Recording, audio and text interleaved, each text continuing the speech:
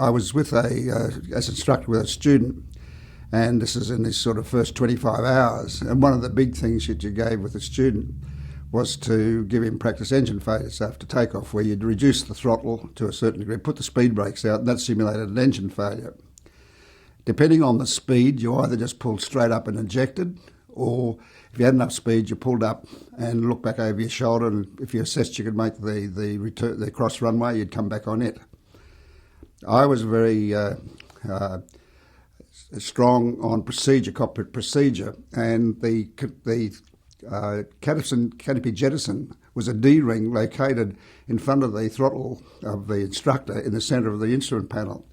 So the pilot in the left-hand seat, which was the student, he actually had to, if he had the engine failure, he actually had to change hands, bring his left hand across to the control column, go out and pull the D-ring to get rid of the canopy, because you had to manually eject the canopy because you couldn't eject because of a big metal frame that came over your shoulder.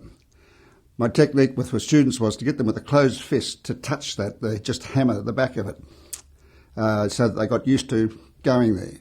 This particular student, he'd done it about 5 or 6 times before.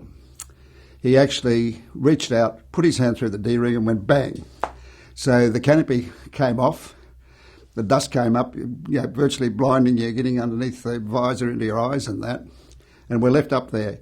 And he had a very cute habit, this chap, as it turned out later on.